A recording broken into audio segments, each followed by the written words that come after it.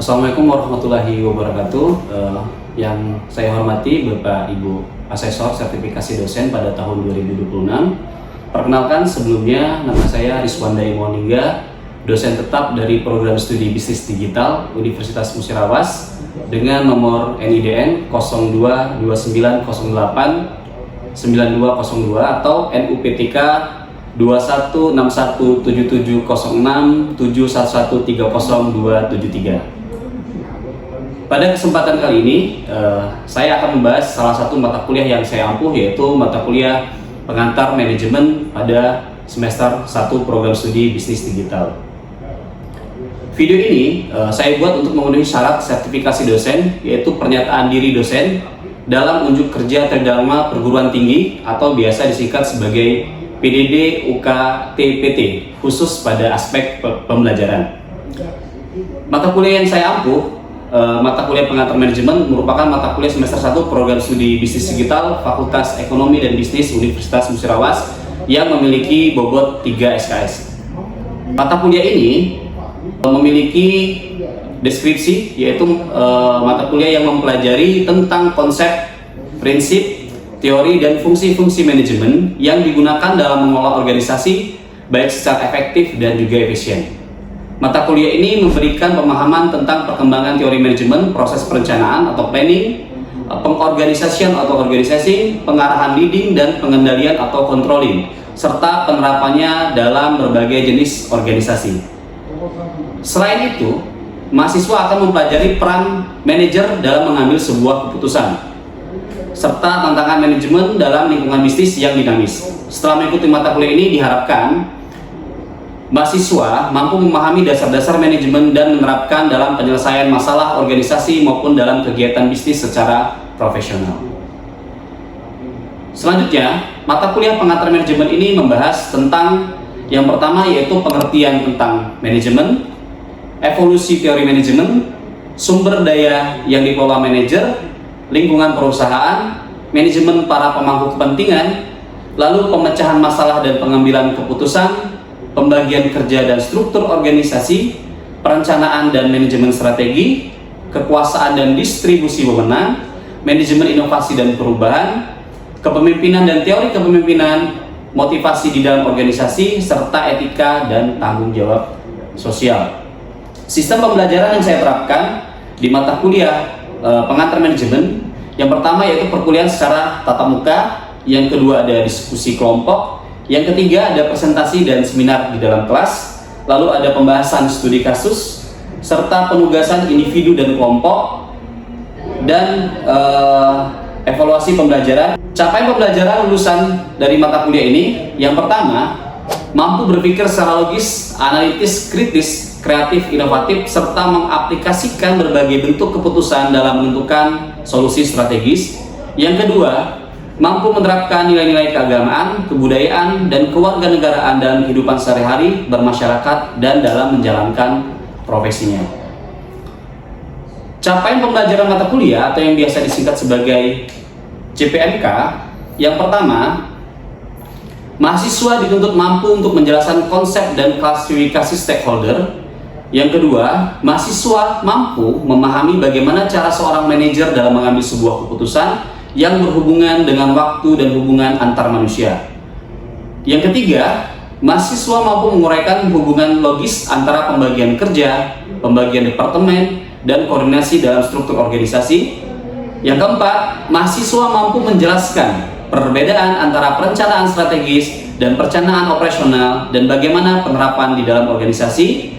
Yang kelima, mahasiswa mampu memisahkan macam-macam keahlian yang dimilikinya oleh seorang manajer dalam menjalankan organisasi untuk mencapai sebuah tujuan. Yang keenam, mahasiswa mampu menganalisis kegiatan pembelajaran berdasarkan pengetahuan yang berkaitan dengan ilmu dan teori manajemen. Dan yang terakhir, yang ketujuh, mahasiswa mampu menyusun rencana, mendirikan atau memperbarui perusahaan-perusahaan atau organisasi dalam tugas mandiri maupun tugas kelompok. Buku yang digunakan dalam acuan saya mengajar dalam mata kuliah pengantar manajemen, yang pertama adalah dari buku Hantono dan Sylvia Francisca pada tahun 2025, buku tentang pengantar manajemen. Yang kedua, buku pengantar manajemennya adalah dengan judul Planning, Organizing, Leading, dan Controlling dari Alexander Harry, terbitan tahun 2025. Nah, pembelajaran mata kuliah ini dilaksanakan 14 kali pertemuan, yang mana ada 2 pertemuan. Pada pertemuan ke-8 itu akan mahasiswa menjalani ujian tengah semester, dan pada pertemuan ke-16 mahasiswa akan menghadapi ujian akhir semester. Jadi total pertemuan ada 16 pertemuan bersama dengan ujian tengah semester dan ujian akhir semester. Bobot nilai yang saya berikan, yang pertama kehadiran itu mencakup 5%, yang kedua kuis itu 10%, tugas 25%, ujian tengah semester 25%, ujian akhir semester 25%, total bobot penilaian yaitu 100%. Demikian informasi yang saya sampaikan terkait pembelajaran mata kuliah pengantar manajemen semester 1 program studi bisnis digital Fakultas Ekonomi dan Bisnis Universitas Musirawas. Berikut cuplikan proses pembelajaran yang saya lakukan secara tatap muka di ruang kelas. Selamat menyaksikan. Mulai ya. Oke, assalamualaikum warahmatullahi wabarakatuh. Gimana katanya, sehat? Sudah makan? Oke, sebelum kita mulai, kita minta ketua kelas untuk memimpin doa terlebih dahulu. Silakan. Untuk pertemuan mata hari ini, pada marilah kita berdoa kepada Allah dan masing-masing. Berdoa umat.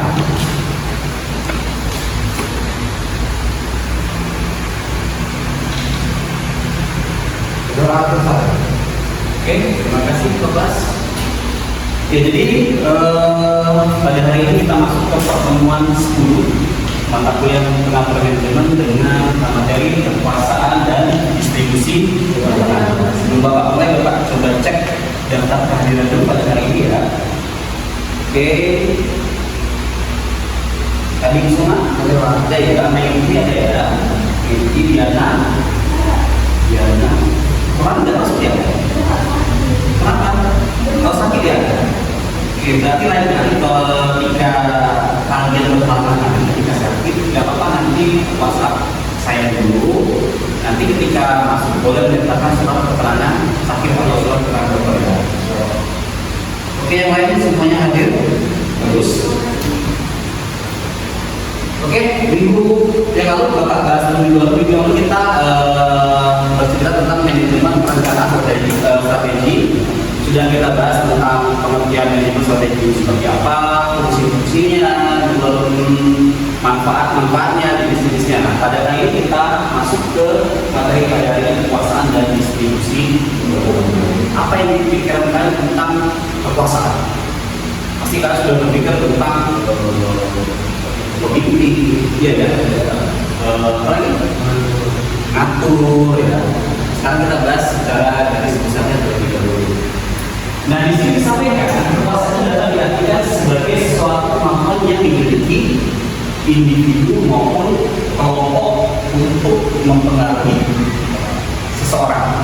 Ya, artinya seorang yang memiliki kekuasaan itu baik dari diri sendiri, juga kelompok itu intinya satu, bisa mempengaruhi seseorang untuk mengikuti apa kemauannya, apa yang diinginkannya.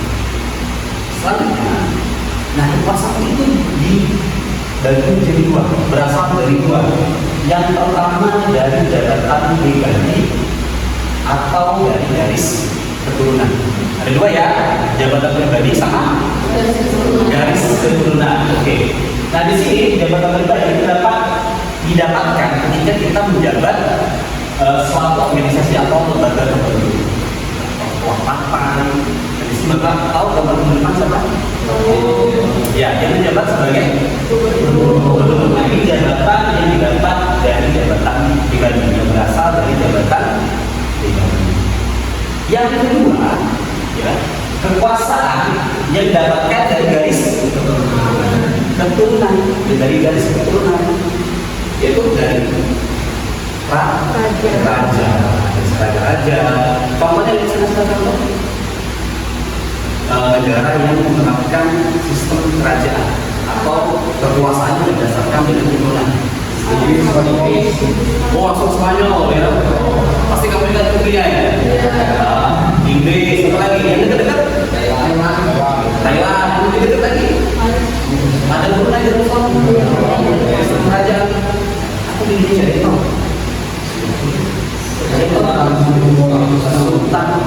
kemampuan itu. Tadi daerah istimewa itu menggunakan sistem kekuasaan dari keturunan. Jadi kalau keturunan yang menggantikan ini siapa? Beda sama jabatan sebelumnya ya, jabatan pribadi itu digantikan sesuai dengan orang yang menginginkan atau pemilih. Kalau keturunan suka tidak suka mau tidak mau nanti akan digantikan oleh keturunannya atau anak-anaknya. Tahu bedanya ya antara kekuasaan yang didapatkan secara jabatan pribadi maupun dari garis keturunan. Ya, nah, sifat kekuasaan itu dibagi jadi dua, position power dan personal power. Apa itu Pak? Yang pertama, position power, sifat kekuasaan yang pertama itu adalah kekuasaan yang dimiliki oleh seseorang pada suatu organisasi. Ya. Nah, sifat kekuasaan ini biasanya ada pada seseorang yang memiliki jabatan di suatu organisasi, termasuk seorang pemimpin daerah, pemimpin negara. Depan tahu namanya? Siapa? Gubernur Maluku Utara. Nah, ketika orang memiliki kekuasaan posisi power dan dia memiliki hak atau kewenangan untuk mengatur atau menggunakan anak buahnya atau bawahannya. Jadi dia punya mandat untuk pemerintah. Kamu kerjakan ini, kamu kerjakan ini. Kenapa? Karena dia memiliki namanya posisi power. Yang kedua ada yang kedua personal power. Yang posisi power, yang kedua personal power. Apa itu? Nah, sifat personal power ini dimiliki oleh seseorang di dalam yang bukan di dalam organisasi, tapi melainkan dalam hubungan sosial masyarakat. Contoh PRT itu kan hubungannya ke masyarakat, KDS ya, kadus Palusul, kadus Padesa. Sama juga dia akan memiliki kemampuan atau wewenang untuk mengatur yang ada di tempatnya. Kita masuk ke sifat kekuasaan. Dibagi menjadi tiga. Yang pertama apa? Yang kedua, yang ketiga, oke, bagus. Yang pertama adalah kedudukan. Nah, sumber kekuasaan yang pertama itu berupa kedudukan. Nah, jadi ya, orang yang memiliki jabatan sebagai ketua di suatu organisasi. Jadi orang yang berkuasa itu orang yang memiliki kedudukan.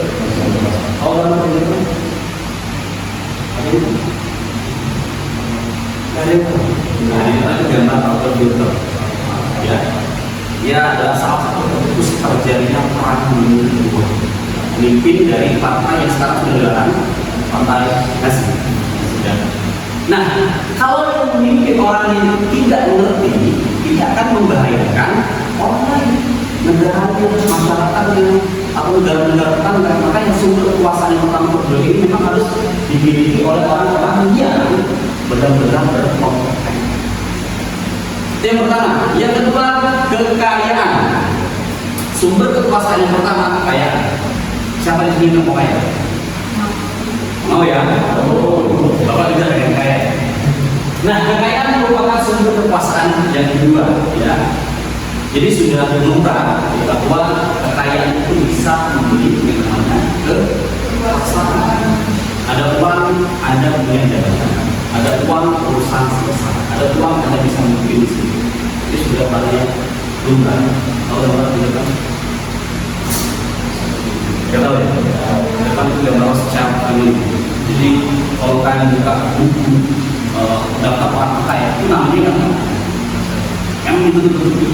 Karena dari keluarga dia yang mengatur sebenarnya Bank Amerika yang mengatur. Sebenarnya itu yang ke kekayaan ini sekarang dari siapa dulu? Tapi semua itu. Nah, yang ketiga, sumber kekuasaan yang ketiga apa? Kepercayaan. Nah, yang terakhir adalah sumber kepercayaan atau agama.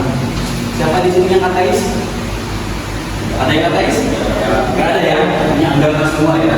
Kenapa kepercayaan jadi sumber kekuasaan? Karena biasanya orang yang cukup tinggi dalam suatu agama atau pendapat agama itu dianggap bisa memilih umat atau melindungi para wanita. Banyak kejadian orang itu tidak mendapat sama pemuka agama seperti ini. Maka pemuka agama itu bisa memberikan fatwa, ya, atau arahan kita harus berbuat apa. Kalau pemuka kita itu akan mengikuti. Makanya jadi sepele kepercayaan agama. Nggak tahu benar-benar siapa? Oke, saya Abdul Rahman Susau. Dia berapa? Dia merupakan salah satu imam besar di Masjidil Haram. Banyak ceritanya. Oke, paham ya tadi ya, ada 3 ya. Kedudukan, kekayaan, sama kepercayaan dari sumber kekuasaan. Nah, sekarang kita masuk bagaimana cara mempertahankan kekuasaan.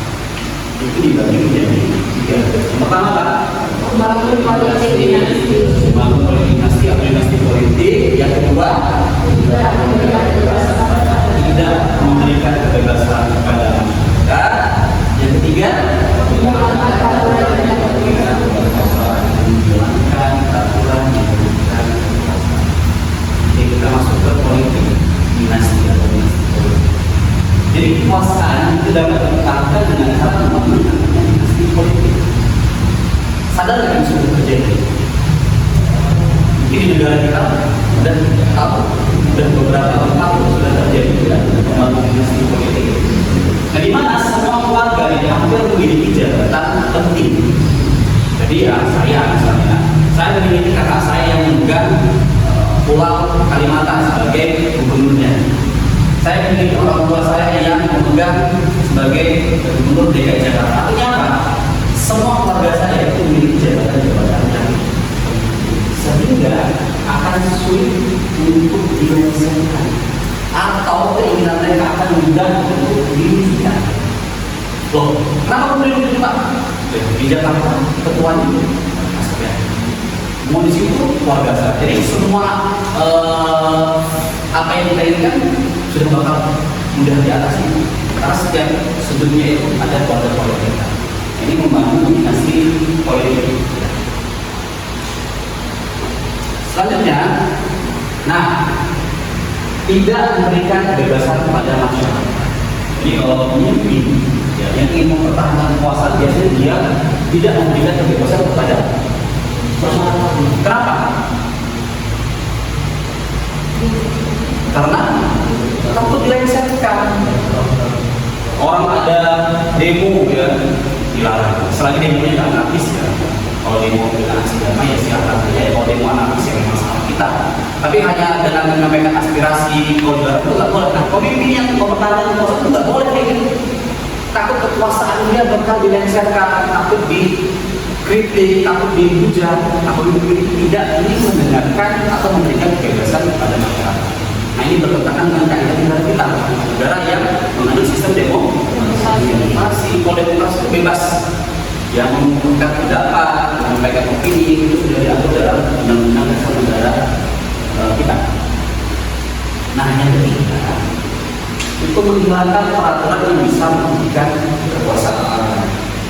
Paham itu? Jadi ya, banyak pemimpin yang mencoba untuk menghilangkan peraturan yang mana peraturan itu bisa memberikan kekuasaan. Misal saya menjabat sebagai gubernur, contoh saja, saya bukan undang-undang. Kalau gubernur itu biasanya maksimal berapa periode? 2, saya tak 2. Kalau dulu saya nggak bisa. Kalau lagi saya bukan undang-undang. Gubernur bisa dipilih seumur hidup. Itu hanya contoh. Artinya mereka menghilangkan peraturan yang bisa memberikan kekuasaan. Atau misalnya untuk mencalonkan wakil presiden ada batas umur minimal 30 tahun saja. Biar orang muda mencalonkan. Atau biar karakter saya bisa maju. Ini hanya contoh. Jadi dia hilangkan aturan-aturan yang memberikan kekuasaan atau membuat aturan-aturan baru yang menghubungkan ke kekuasaan. Paham ya sampai di sini ya? Oke, kita masuk ke materi. Ini sudah masuk materi terakhir adalah wewenang, ya, tentang wewenang. Apa itu wewenang? Nah, wewenang itu adalah berupa suatu kekuasaan terhadap segolongan orang tertentu pada suatu bidang yang berlandaskan peraturan perundang-undangan. Kenapa? Agar tidak menjadi kesewenang-wenangan. Tahu kesewenang-wenangan? Orang yang semaunya, ya, tanpa aturan yang ada di dalam undang-undang negara kita. Nah, jenis undang-undang, jenis wewenang itu dibagi menjadi dua. Ada yang wewenang karismatik, ada wewenang yang karismatik. Nah, ya, wewenang yang menunjukkan kepada suatu individu yang memiliki sifat-sifat tertentu yang membuat mereka terlihat menjadi pemimpin yang nanti pemimpin. Kalau kalian lihat itu auranya itu memang pemimpin, ya, atau pemimpin yang memiliki di bawah. Misalnya saya kasih contoh dalam contoh presiden pertama kita, ya, Presiden Soekarno, dia di bawahnya 3 orang yang memang pemimpin. Ada yang mungkin tapi kayak kok kayak yakin pada mungkin kayak Pak Cino misalnya, kan? Atau kayak siapa sih ini? Nah, memang pemimpin yang seperti itu dah, yang memiliki sifat karismatik. Jadi saya pakai Presiden Soekarno, sebelahnya tahu Presiden Amerika John F. Lama dari ini kalau dia meninggal ya karena wewenang karismatik. Yang kedua, wewenang tradisional. Kalau karismatik itu sifatnya, bawaannya, ya. Kalau wewenang tradisional, wewenang yang dikasihkan kepada berbagai seorang pemimpin yang dominan di tempat tertentu. Kalau misalnya yang tahu, ini pemimpin, kalau pernah lihat ada seperti ini? Nah, ya, suku orang Dayak yang ada di bawah ada orang. Nah, jadi mereka ini dipilih dari dalam apa di sukunya yang memiliki posisi yang dominan, artinya memiliki kemampuan yang dominan. Nah, mereka juga dapat memberikan mandat untuk memerintah suku-suku. Makanya orang-orang seperti kalau bilang maju, maju, ya. Kalau bilang mundur, karena ini sebagai ketua, ya, yang mana orang pemimpin dapat memberikan mandat atau memerintah. Ini hanya kalau dari suku Dayak yang berada di Pulau Kalimantan. Nah, oke. Nah, ini ada tugas yang saya kerjakan. Itu kemarin sudah dapat bagi kelompok, ya, kemarin. Nah, ini tugas ada 5 tugas. Nanti di minggu berikutnya, pertemuan minggu depan, kita bahas diskusi kelompok. Setiap kelompok nanti bisa menjelaskan sekitar 10 sampai 15 menit. Sebelum Bapak ini mungkin ada pertanyaan terakhir dari sini. Oh iya, gimana? Tadi kan sudah dijelaskan tentang dinasti politik kan. Negara ini apakah dibolehkan atau malah dilarang untuk membangun dinasti politik? Oke, dinasti politik ya, ada di slide ini, ya. Apakah negara kita itu diperbolehkan atau dilarang dalam membangun dinasti politik? Mengikuti aturan yang ada di Undang-Undang Dasar 1945, maka membangun dinasti politik itu dilarang karena bertentangan dengan sistem demokrasi. Kalau demokrasi, setiap orang itu berkesempatan menjadi pemimpin, setiap orang berkesempatan untuk menjadi pimpinan, ya. Tidak hanya dari teman tertentu, tidak hanya dari partai-partai tertentu, tidak hanya dari sirkel-sirkel tertentu. Kalau ada dinasti politik berarti politik keluarga, hanya keluarga mereka saja atau kerabat saja. Ini melanggar etika di dalam Republik Indonesia karena sistem kita yang menggunakan sistem demokrasi. Ya, semua orang memiliki peluang yang sama, memiliki kesempatan yang sama. Paham ya? Tadi pertanyaan dari Bapak, ya. Oke, tugas tadi, ya, jangan lupa dikerjakan minggu depan. Oke, pertemuan kita sudah selesai. Sebelum Bapak akhir, Bapak ada akhir. Pas Bapak bilang cocok, gitu ya. Oke, bunga mawar tumbuh di tanah. Karunia semerbak hingga ke jalan. Terima kasih atas perhatian teman-teman. Sampai bertemu di perkuliahan mendatang. Oke, terima kasih. Terima kasih atas partisipasinya hari ini. Semoga materi yang saya sampaikan dapat memberikan ilmu kepada kalian, ilmu yang bermanfaat dan barokah. Saya akhiri perkuliahan hari ini. Saya tutup. Wassalamualaikum warahmatullahi wabarakatuh. Waalaikumsalam warahmatullahi wabarakatuh. Demikian deskripsi singkat video ketika saya mengajar mata kuliah pengantar manajemen program studi bisnis digital, sehingga dapat memberi gambaran bagaimana cara saya dan metode saya mengajar di dalam perkuliahan di kelas. Demikian Bapak Ibu asesor yang terhormat, saya akhiri. Wassalamualaikum warahmatullahi wabarakatuh.